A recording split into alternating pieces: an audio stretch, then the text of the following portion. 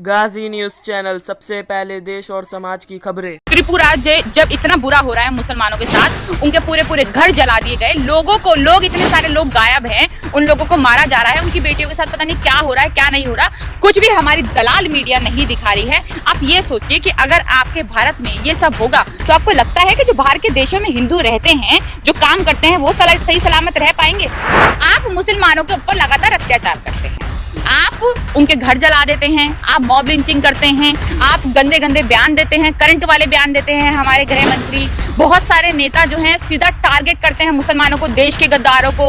आप बोलते हैं पाकिस्तान चले जा, आप बोलते हैं क्रिकेटर्स को अगर रन पड़ गए तो खुद पाकिस्तानी है, तू ये है। बिल्कुल नहीं है हिंदू, मैं खुद कह रही हूँ, मैं दलित हूँ ना, मैं नहीं हूँ हिंदू। मैं क्यों हिंदू? हमें मंदिरों में प्रवेश करने की अनुमति नहीं है, और हिंदू मुसलमान करने के लिए पहले आप बना दो दलितों को हिंदू, कट्टर हिंदू, नॉट हिंदू, कट्टर हिंदू बना दो कि भैया दलितों से बड़ा हिंदू कोई नहीं है। राम मंदिर में तो सभी को आने की इजाजत है, राम मंदिर में हमारे दलित भाई भी एक है। अमित शाह जो है वो उस लायक ही नहीं थे जिस सीट पे हमने उनको बैठा दिया। गलती है भारतवासियों। आज एक बार फिर से हमारे साथ जो है नया भारतीय सामाजिक कार्यकर्ता है, उनसे बातचीत करेंगे। जो गुजरात से जो बड़ा मामला सामने आया, कच्छ जिले से एक दलित परिवार को इसलिए मारपीट कर दी गई उसके साथ क्योंकि उसने मंदिर में प्रवेश करने की हिमाकत की, उसको लेकर बातचीत करते हैं। मेरे साथ नया भारतीय है। नया जी, आप कैसे देख रहे हो गुजरात मॉडल जो है मोदी जी ने पेश किया 2014 के चुनाव में, उसके बाद लगातार जो है कहा गया भाई गुजरात जो है देश में नंबर 1 राज्य है, वहाँ पर जो है सबके साथ न्याय होता है, लेकिन इस तरह की स्थिति कि दलितों को जो है मंदिर में प्रवेश करने की इजाजत नहीं है, कैसे देख रहे हो? 6 लोगों को मारा पीटा गया। देखिए, मैं आपको एक बात बताना चाहूंगी। पहली बात तो ये कोई नया केस तो हमने देखा नहीं है 2014 के बाद, या 2014 से पहले भी कई बार ऐसा देखा गया, बट 2014 के बाद जो बुरी हालत आए, हमने पहला केस नहीं देखा ऐसा। अगर हम बात करें सही में दलितों के साथ अत्याचार की, तो हमने अभी थोड़े टाइम पहले ही देखा था, जो हमारे प्रेसिडेंट हैं रामनाथ कोविंद जी, उनको मंदिर में घुसने की अनुमति नहीं दी गई थी, और लोगों ने एतराज किया था कि ये दलित है तो ये हमारे मंदिर में नहीं घुसेगा।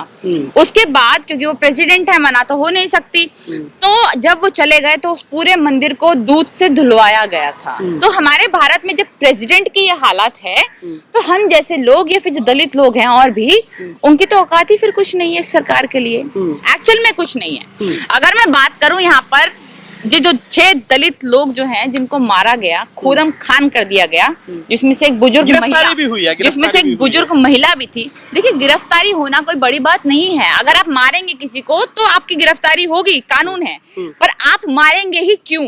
और पहली बात, अगर हम मारने की बात ही करते हैं यहाँ पर, जब दलितों के साथ इतना अत्याचार हो रहा है तो आप मंदिरों में जा ही क्यों नहीं? आपको भगवान को याद करना है। आपको पता है कि हमारे भारत में ऐसे हालात आ गए हैं कि दलित अब दलित है, हिंदू नहीं है। तो आप उनके लिए छोटी तो हिंदुत्व की बात करती है, सबका साथ सबका विकास, सब बराबर है। वो सबका साथ सबका विकास, हिंदुत्व या हिंदुत्व मॉडल जो है जब इनका पेश होता है, जब चुनाव आने वाले होते हैं, जब चुनाव सर पर होते हैं, राम मंदिर भी बन रहा है, ये तो सभी के लिए है। मैं वही बता रही हूँ, जब चुनाव होते हैं, जब आ जाता है हिंदू, क्योंकि हिंदू अपने आप को देखिए, दलितों की संख्या जो है वो बहुत ज्यादा है, और जो हिंदुओं की संख्या है वो इतनी सी है। चींटियों की मात्रा में हमारे भारत में हिंदुओं की संख्या दलितों को आप हिंदू नहीं मानते? बिल्कुल नहीं है हिंदू, मैं खुद कह रही हूँ, मैं दलित हूँ ना, मैं नहीं हूँ हिंदू। मैं क्यों हिंदू? हमें मंदिरों में प्रवेश करने की अनुमति नहीं है। देखिए, मैं आपको एक बात बताती हूँ, मंदिरों में जाने की अनुमति हमें कौन देगा, कौन नहीं देगा? हमें भगवान को पूजना है, हमें भगवान को नहीं पूजना, हमें भगवान को, अल्लाह को, गॉड को, जिसको भी पूजना है, वो हमारा दिल चाहेगा, वो हम चाहेंगे। हम, अगर मैं नहीं चाहती तो मैं नहीं पूजूंगी, मैं चाहती हूँ तो मैं पूजूंगी। भगवान जो है ऊपर हमारा वो रजिस्टर लेकर नहीं बैठे हैं, वो खाते में नहीं लिख रहे हैं कि भैया दलित आया, हिंदू आया, उनके लिए सब बराबर है। उन्होंने हमें बनाकर भेजा सबको बराबर, तो हम सब बराबर है। अब हमें कोई लोग ऐसे आ जाए 2-3 कि हाँ हमें मंदिरों में घुसने ना दे, तो वो लोग जो हैं उनको इतनी ज्यादा जो हिम्मत है वो आई कहाँ से? जो हिम्मत है वो सरकारों ने दी है। जो गुजरात की सरकार है, जो गुजरात मॉडल पे बीजेपी ने अपनी 2014 में सरकार बनाई थी केंद्र में, वही मॉडल हमें देखने को मिल रहा है कि आज भी हमारे भारत में वही वाली कहावत कही जाएगी जो हमने पहले देखी थी। पहले जब देखा, जब मनुस्मृति की हम बात करें, मनुस्मृति में ये लिखा हुआ है, जिस बुक को एक दलित को कभी भी, मतलब उस बुक को अगर दलित पढ़ ले तो अपनी असलियत सामने आ जाएगी। मनुस्मृति में लिखा हुआ है कि दलित को ना बोलने की इजाजत है, ना सुनने की इजाजत है। बोलोगे तो आपके जुबान काट दी जाएगी, कानों में शीशा पिघलाकर डाल दिया जाएगा। अगर आप मनुस्मृति को पढ़ें या फिर हिंदुओं को जानें कि आपके बारे में आखिर वो क्या सोचते हैं, तो आपको पता चल जाएगा। और खास कर मैं आपको बताऊं एक बात कि जो ये मंदिर हैं, ये जो चल रहे हैं ना, ये जो फिर देखिए, मंदिर भगवान का घर है ना, उसमें कोई भी जा सकता है। पर ये जो लोग हैं, जो वहां पर पंडित बैठे होते हैं, जो वहां पर खा रहे हैं हम जो जैसे दलितों की, जो कि मंदिर में जाते हैं और वहां से सर फुटवाकर वापस आते हैं, उन्हीं दलित लोगों के वजह से, उन्हीं SC ST OBC के वजह से आज इनके पेट भर रहे हैं। जो इतने मोटे मोटे पेट लेकर बैठे हैं ये, अगर आज हम इनको चंदा देना बंद कर दे, जो वो लेते हैं ना, ये वहां पर क्या कहते हैं, दान जो लेते हैं, जो कहते हैं कि भैया चंद्र ग्रहण पड़ गया, ये वाला दान हमें दे दो, तो ये भर रहे हैं अपने पेट में, मुफ्त की खा रहे हैं ये जो पंडित लोग। अगर हम मंदिरों में जाना बंद कर देंगे, उस जगह जाना बंद कर देंगे, इनको दान पेटी में भरना बंद कर देंगे, तो ये जो पंडित हैं वहां पर बैठे हुए हैं, जो आज हमें अनुमति नहीं दे रहे अंदर जाने की, आज वो भूखे मरेंगे। और अगर ये कोई अकेली घटना नहीं है, कई बार देखा जाता है कि अगर कोई दलित व्यक्ति मूछें रखता है तो उसके साथ मारपीट हो जाती है, घोड़ी पे चढ़ता है तो मारपीट हो जाती है। बिल्कुल, देखिए आज हमने एक मूवी आई थी, जब भी अभी थोड़े टाइम पहले हमने ये भी सुना कि उसी मूवी के सेट पे, उसी वेब सीरीज के सेट पे जाकर बीजेपी के कुछ गुंडों ने और ये जो हिंदू संघ के कुछ गुंडों ने मारपीट की, जिसका नाम था आश्रम में बिल्कुल यही दिखाया गया, बिल्कुल शुरू में यही दिखाया गया कि एक दलित है, घोड़ी पर जा रहा है, उसको दलित होने की वजह से उसको इजाजत नहीं है जाने की। देखिए ये जो क्रोनोलॉजी है ना, आप समझिए, जो ऊपर का वर्ग है ना, सारा जो बिठाया गया है, वो सारा क्या नहीं आता, कहा कि आपको जो स्क्रिप्ट है हमें दिखानी होगी, हमें दिखानी पड़ेगी। उसने ये भी बोला कि हमें दिखानी पड़ेगी। मतलब अब ये है कि जो बहुत पढ़े लिखे लोग हैं, जो बहुत मेहनती हैं, वो एक मुफ्त की रोटी खाने वाली, मुफ्त की रोटी पेलने वाली औरत को हमें वो स्क्रिप्ट दिखानी पड़ेगी। मतलब एक अनपढ़ औरत जो जेल में रहकर आई है, जिसके ऊपर मुकदमे चल रहे हैं, वो अब डिसाइड करेगी कौन सी मूवी बनेगी, कौन सी वेब सीरीज बनेगी, मुझे स्क्रिप्ट पढ़वाओ। पहले तो वैसे बहुत ही बेकार बात थी। वैसे उस औरत की बात हमें ज्यादा दिमाग पर लेने की जरूरत नहीं है, क्योंकि वो एक अनपढ़ जाहिल औरत है। उसकी बात ज्यादा हम उस पर बात ना ही करें तो बेहतर होगा। और अगर मैं बात करती हूँ यहाँ पर इन लोगों की, कि जो ये कह रहे हैं कि आप दलित हैं, मंदिर में नहीं घुसेंगे या कुछ भी, देखिए हम जैसे दलितों की वजह से आप लोगों के पेट भर रहे हैं, हम लोग आपको दान दे रहे हैं, आपकी पेटियां भर रहे हैं, उसमें जाके पैसे डालते हैं। मैं नहीं हूं, मैं होशियार हूं, मैं पढ़ी लिखी हूं। बाबा साहेब अम्बेडकर ने हमें यही सिखाया, हमें 3 शिक्षा दी, उन्हीं शिक्षाओं पे हम चलकर आगे बढ़ रहे हैं, हम पढ़ रहे हैं, शिक्षित बन रहे हैं, संगठित रहिए। उन्होंने यही बोला, संगठित रहिए और संघर्ष करिए। हम संघर्ष कर रहे हैं, आगे बढ़ रहे हैं। पर कुछ लोग जो ऐसे हैं, जो अपने आप को दलित होकर हिंदू माने बैठे हैं, उनके साथ ऐसी घटनाएं हो रही हैं। तो आपको अगर इन पंडितों को सुधारना है, इन ब्राह्मण्स को सुधारना है, जो कि आज सो कॉल्ड ब्राह्मण्स, बहुत लोग अच्छे भी हैं हमारे भारत में, बहुत से ऐसे रिपोर्टर्स हैं जो बहुत अच्छे हैं, ब्राह्मण हैं, ठाकुर है, बहुत अच्छे अच्छे लोग भी हैं। सोशल मीडिया में आज मैं देखूं तो बहुत सारे लोग हैं, ब्राह्मण हैं, ठाकुर हैं, उच्च तत्व के जो लोग हैं, अपने आप को जो मानते हैं, वो काफी अच्छा बोलते भी हैं, अच्छे अपनी जुबान आगे रख रहे हैं, दलितों के लिए, मुस्लिमों के लिए आवाज उठा रहे हैं। पर ये जो सो कॉल्ड अपने आप को ऊंचा मानकर और दलितों को नीचा मानकर जो बैठे हुए हैं मंदिरों में, जो हमारे ही पेट, हमारे ही जेब का खा रहे हैं, अपनी जेबों में भर रहे हैं, अगर हम सही मायने में इनको सबक सिखाए ना, तो ये जो कहते हैं ना मुसलमानों को पंचर बनाते, तो पंचर बनाते आप नजर आएंगे। एक मैं सवाल आपसे है, क्योंकि जिस तरीके से बीजेपी लगातार प्रोजेक्ट कर रही है, और अमित शाह जी ने खुद प्रोजेक्ट किया कि भाई उत्तर प्रदेश में गगनचुंबी जो है मंदिर बन रहा है, उसमें रामलला जो है विराजमान हो गए, यूपी चुनाव में मुद्दा बना जा रहा है ताकि वोट मिल सके, तो इसको लेकर आपको क्या लग रहा है? SC ST OBC इस मुद्दे पर आकर वोट करेगा? देखिए, अगर मैं सही में कहूँ तो करना तो बिल्कुल नहीं चाहिए। हम जैसे होंगे तो नहीं, गुजरात का मामला सामने आता है, हम जैसे होंगे तो नहीं करेंगे। देखिए, कोरोना टाइम पर भी हमने ये बात देखी। कोरोना टाइम पे जब बिहार के चुनाव आने वाले थे, यहाँ से लेकर बिहार में लोगों को नंगे पैर जाना पड़ रहा था, लोगों के पैर में छाले पड़ गए थे, उनके पास खाने को रोटी नहीं थी।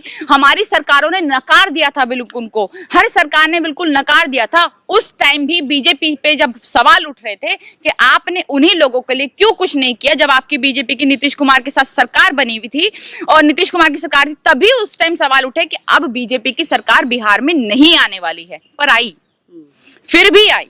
तो अगर हम कह दें कि दलित का मुद्दा यहाँ पर गुजरात में सामने आया है, इससे यूपी को कोई फर्क पड़ेगा, तो आप लोगों को यूपी का ही नहीं, गुजरात का ही नहीं, अगर आपको कहीं की भी घटना होती है, अगर आपको सबक सीखना होता उससे या फिर आपको समझ आना होता तो शायद बहुत पहले आ जाना चाहिए था। अभी बहुत ज्यादा टाइम हमारा निकल चुका है। दलितों के भारत में यही हालत नहीं है कि उनको मारा जा रहा है। मारना, देखिए आप मार देंगे किसी को, आप उसके बाद पकड़े जाएंगे, आपको जेल में डाल दिया जाएगा, उनके पट्टी बन जाएंगी, वो थोड़े टाइम में ठीक हो जाएंगे, मरहम लग जाएगा, ठीक है, इतना ही।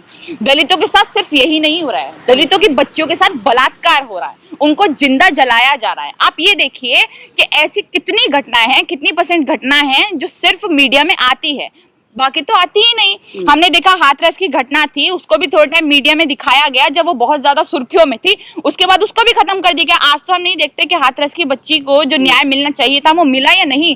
आज जो उसके आरोपी है वो कहाँ है, कहाँ नहीं आए हैं। अगर एक सामने गुजरात का मामला है, सिर्फ यही मामला नहीं और भी बहुत सारे मामले जो दब जाते हैं, आप ये कह रहे हो? बहुत सारे मामले रोजाना आते हैं। अभी भी अगर हम यहाँ पर खड़े हैं, मैं आपको बाइट दे रही हूँ, तो किसी ना किसी बच्ची के साथ बलात्कार हो रहा होगा उसकी जाति देखकर। लेकिन अमित शाह जी ने तो कहा कि उत्तर प्रदेश में तो हालात इतने अच्छे हो गए हैं कि बहन बेटी जो है रात में 12 बजे निकल सकती है, जो है गहने वहने पहन करके खूब रात को 12 बजे स्कूटी से निकले, कोई दिक्कत नहीं है, किसी हिम्मत नहीं है कोई कुछ कह दे। अगर इतने ही दम है, वैसे तो इनके बच्चे होते नहीं हैं, पर जिनके भी बच्चे हैं, इनके 2-4 के जितने भी बच्चे हैं इनके, मैं उनसे ये बात पूछना चाहूंगी कि आप अपनी बेटी को यूपी में बिना किसी बॉडीगार्ड्स के, बिना किसी चीजों के, जो अपने आप बॉडीगार्ड्स लगाए रखते हैं अपनी बेटियों के पीछे, बिना किसी चीज के, अगर आप 6 बजे के बाद भी, 6 बजे भी बहुत ज्यादा कह रही हूँ, शायद 4-5 बजे सुबह के दिन में भी अपनी बेटियों को ऐसी चलने के लिए भेज दें बाहर, तो आप ये देखिएगा कि यूपी में कितने बुरे हालात हैं। बलात्कार प्रदेश ऐसे नहीं कहा जाता यूपी को। इनफैक्ट हम तो दिल्ली में सेफ नहीं है।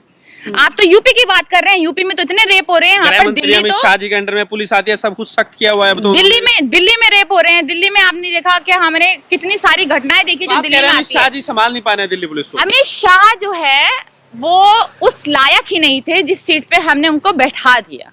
गलती है भारतवासियों की, जो उस टाइम शायद ये सोच रहे थे कि हमारा आने वाला अच्छा होगा इनके वजह से। सो कॉल्ड भक्त लोग जो हैं, सारे को नहीं कहूंगी, दिल्ली में बहुत होशियार लोग रहते हैं इसलिए केजरीवाल को लाए। पहले बहुत सारी होशियार लोग थे जिन्होंने और सरकारों को चुना, जो अब भी है। हम महाराष्ट्र में देख ले, और भी सरकारें हैं जहाँ पे उन लोगों को चुना। पर सो कॉल्ड भक्त अपने आप को, जो सो कॉल्ड ऊंची तत्व अपने आप को कहते हैं, वो हिंदुत्व के नाम पे बीजेपी को वोट देते हैं। उसी के वजह से हम लोगों को भुगतना पड़ता है। दलित होता है, मुसलमान होता है, ब्राह्मण होता है, हमारे भारत में इन चीजों को देखा जाता है। हमने पहले कभी नहीं देखा। देखिए हिंदुस्तान पाकिस्तान की अगर आप बात करते हैं, हिंदुस्तान पाकिस्तान कितना हो रहा है अभी मैच के बाद। एक मोहम्मद शमी को, एक क्रिकेटर को हमने ये देखा हमारी आंखों के सामने। अभी तो इतनी छोटी सी उम्र है, मतलब ऐसा लगता है कि सब कुछ हमने देख ही लिया है अभी। इतनी बुरी स्थिति पहले कभी नहीं हुई कि एक क्रिकेटर जो हमारे देश के लिए खेल रहा है, उसका धर्म देखकर ये कहा जा रहा है कि भाई हमारे लिए खेल भी रहा है कि नहीं, उस पर भी शक किया जा रहा है। मतलब उस पर भी शक किया जा रहा है, उसको भी ये कहा जा रहा है कि तू पाकिस्तानी है, तू भाग जा, तू मुल्ला, इस तरह के वर्ड्स बोले जा रहे हैं उसके लिए। मतलब आज से पहले हमने कभी इतनी बुरी घटनाएं अपनी जिंदगी में नहीं देखी, जितनी भी जिंदगी। इनफैक्ट मेरे मम्मी पापा जो मुझे सब कुछ सिखाते हैं, वो भी बताते हैं कि हमने आज तक इतने बुरे हालात कभी नहीं देखे थे। पहले भी सरकारों में बुरे हालात बने हैं कई बार, पर जितने बुरे हालात 2014 के बाद बन गए, इतने बुरे हालात हमने कभी नहीं देखे। विराट कोहली अब समर्थन में तो आ गए हैं, शमी के समर्थन में आ गए हैं। देखिए विराट कोहली ही नहीं, बहुत सारे ऐसे जो हमारे क्रिकेटर्स हैं, बड़े बड़े, धोनी हो गए, सचिन तेंदुलकर हो गए, वही सचिन तेंदुलकर जिन्होंने रिहाना के लिए ये कहा था कि भैया हमारा खुद का मामला है, हम खुद सुलझा लेंगे। जब वो पक्ष में आ गए थे, तो आपको मोहम्मद शमी के भी पक्ष में आना चाहिए। क्यों सिर्फ विराट कोहली ही आते हैं? क्यों वो लोग बीच में नहीं आ रहे जो ये बोल रहे थे हमें गर्व है, हम ब्राह्मण हैं, हमें गर्व है, हम ठाकुर हैं। रैना की बात कर रही हूं मैं, और ये जडेजा ने भी बोला, जिन्होंने इस वाले मैच में, इंडिया पाकिस्तान के मैच में खूब रन पड़वाए, उन्होंने भी बोला मुझे गर्व है, मैं ठाकुर हूं। ये जो सारा हो रहा है हिंदू मुस्लिम और दलितों का मुद्दा, इसके लिए आप सीधा सीधा किसको जिम्मेदार मानते हैं? सीधा सीधा जिम्मेदार जो है वो है बीजेपी, हमारी केंद्र सरकार।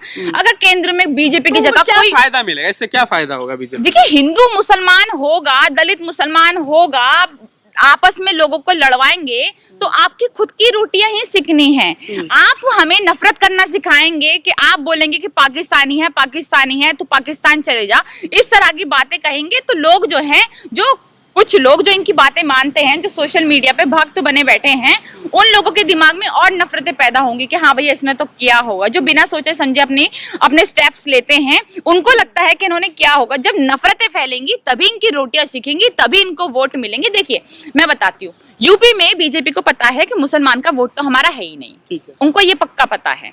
तो अभी उनकी सारी जो मतलब रणनीति है वो घूमकर यहाँ पर आ गई है कि किसी भी तरह से हिंदू मुसलमान करो, और हिंदू मुसलमान करने के लिए पहले आप बना दो दलितों को हिंदू, कट्टर हिंदू, नॉट हिंदू, कट्टर हिंदू बना दो कि भैया दलितों से बड़ा हिंदू कोई नहीं है। राम मंदिर में तो सभी को आने की इजाजत है, राम मंदिर में हमारे दलित भाई भी एक है। वो दलित भाई कहाँ चले जाते हैं जब गुजरात जैसी घटना होती है? आप नहीं जाओगे राम मंदिर? ठीक है, जाना ना जाना इससे फर्क नहीं पड़ता। मैं जाऊं तो भी फर्क नहीं पड़ता, मैं ना जाऊं तो भी फर्क नहीं पड़ता।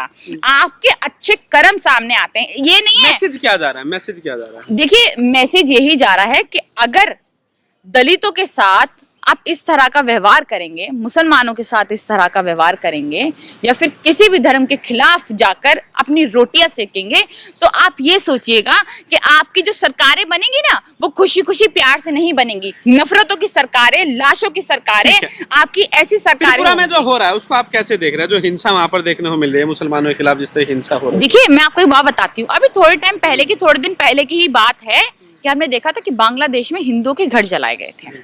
बहुत सारे अंधभक्तों ने मुझे उस टाइम बोला कि आपने तो आवाज नहीं उठाई। आप ये देखिए कि हमारे भारत में, जो हमारा भारत धर्मनिरपेक्ष देश कहलाते हैं हम लोग, कि हमारे भारत में किसी भी तरह के धर्म की इधर उधर मतलब किसी तरह का भेदभाव नहीं होगा। आप मुसलमानों के ऊपर लगातार अत्याचार करते हैं, आप उनके घर जला देते हैं, आप मॉब लिंचिंग करते हैं, आप गंदे गंदे बयान देते हैं, करंट वाले बयान देते हैं। हमारे गृह मंत्री, बहुत सारे नेता जो हैं सीधा टारगेट करते हैं मुसलमानों को, देश के गद्दारों को। आप बोलते हैं पाकिस्तान चले जा, आप बोलते हैं क्रिकेटर्स को अगर रन पड़ गए तो उस पर तो खुद पाकिस्तानी है, तो ये है। फिर यहाँ पर हमारे जंतर मंतर पे नारे लगते हैं, मुल्ला काटा जाएगा, इस तरह के बहुत ही गंदे, जो कि मैं बोल भी नहीं सकती, उस तरह के नारे लगते हैं। फिर हमारी भावनाएं कब आहत हो जाती है? जब बांग्लादेश में हिंदू के साथ होता है। आप ये सोचिए कि कितनी इस्लामिक कंट्रियां हैं, 57 इस्लामिक कंट्रियां हैं। हमारे भारत में जब ये होता देखते होंगे वो लोग मुसलमानों के साथ, तो उनके दिल पे क्या बीतती होगी। अगर आपके दिल पर इतनी ज्यादा चाकू चल रही हैं, छुरियां चल रही हैं, जब उनके साथ हिंदुओं के साथ हो गया, उससे पहले आपको खुद अच्छा होना पड़ेगा, उससे पहले आपको खुद ठीक होना पड़ेगा, अपनी चीजें खुद ठीक करनी पड़ेगी, ताकि दूसरे के देशों में ऐसा ना हो। अब हम बात करते हैं, देखिए जो हुआ, अगर आप किसी भी तरह की हिंसा पे उतर आएंगे, चाहे वो बांग्लादेश में हो या किसी भी चीज में हो, अगर आप किसी के भी खिलाफ, इनफैक्ट जो लोग हमारे यहाँ पर भक्त है, अगर भक्तों को भी कोई मारेगा तो शायद मैं उसमें भी खुश नहीं होंगी कि ठीक है यार, इंसानियत के चक्कर में आप नहीं मारिए, क्योंकि वो इंसान है। पर आप वही लोग हैं जो थोड़े दिन पहले बांग्लादेश के लिए आवाज उठा रहे थे, आज वही लोग हैं आप त्रिपुरा जब इतना बुरा हो रहा है मुसलमानों के साथ, उनके पूरे घर जला दिए गए, लोग इतने सारे लोग गायब हैं, उन लोगों को मारा जा रहा है, उनकी बेटियों के साथ पता नहीं क्या हो रहा है, क्या नहीं हो रहा, कुछ भी हमारी दलाल मीडिया नहीं दिखा रही है। आप ये सोचिए कि अगर आपके भारत में ये सब होगा, तो आपको लगता है कि जो बाहर के देशों में हिंदू रहते हैं, जो काम करते हैं, वो सही सलामत रह पाएंगे? नहीं रह पाएंगे। आपकी गंदी राजनीति की वजह से उन लोगों को इसका जो पूरा भुगतान है उन लोगों को करना पड़ेगा। हमने देखा, दुबई में देखा, हमने सऊदी अरेबिया में देखा, हमने पाकिस्तान में देखा, हमने बहुत सारी जगहें ऐसी देखी हैं जहां पर इन गंदे राजनेताओं की वजह से, बीजेपी के, वहां के लोगों को प्रॉब्लम हो रही है जो आराम से काम कर रहे हैं। तो अगर आप उन लोगों के साथ कुछ बुरा होते नहीं देखना चाहते, तो उससे पहले आपको खुद को ठीक होना पड़ेगा। खुद हमारे को हिंदू मुसलमान नहीं, खुद को हमारे को इंसान समझना पड़ेगा, तभी आप बीजेपी संभाल नहीं पा रही है देश को। देखिए संभालना क्या है, बिल्कुल नहीं संभाल पा रही है। हम तो शुरू से कह रहे हैं, ये बिल्कुल देखिए अनपढ़ नेता हैं, इनके बिल्कुल सारे के सारे अनपढ़ नेता हैं, पढ़े लिखे हैं नहीं। सारे के सारे ऐसे नेता हैं जिन पर केस चल रहे हैं, जिन पर किसी पे 302 का मुकदमा है। जितने भी हमारे मुख्यमंत्री बने पड़े हैं बीजेपी के, या फिर जितने भी हमारे बड़े बड़े नेता बने पड़े हैं, सब पे किसी पे 302 का है, किसी पे कोई धारा लगी हुई है। अगर ऐसे नेताओं को आप संसद में बैठाएंगे, ऐसे नेताओं को आप हमारे भारत की गद्दी दे देंगे एक चाय वाले को, तो हमारे भारत की ऐसी हालत होनी बनती है। क्योंकि एक अनपढ़ जो है वो एक अनपढ़ की तरह ही काम करता है, पढ़े लिखे की तरह नहीं। ठीक है, पढ़ी लेकिन लिखी अभी जो सरकारें है, थी कुछ पहले लोग ये भी कह रहे हैं कि कुछ लोग को एक आदत सी हो गई कि भाई हर बात के लिए मोदी जी को जिम्मेदार ठहराना है, तो उसको आप कैसे देख रहे हैं? अगर कुछ कहीं दिक्कतें हैं तो कानून व्यवस्था की दिक्कत है, वो सुधार ले जाएगी। हर नेहरू सरकार में को ऐसा बोलूं होता है। क्या अभी मैं? मतलब नेहरू को, अगर आप नेहरू को बोले तो आप ठीक, पर अगर हम मोदी को बोले तो हम गलत। मतलब इस जमाने में जो मतलब आर्यन खान वाले मामले में भी मोदी योगी को लपेट दिया लोगों ने शाह को। जो इंसान है ही नहीं उसके लिए हम बोल रहे हैं तो हम अच्छे हैं भैया, हाँ चलो हम मोदी के समर्थक हैं।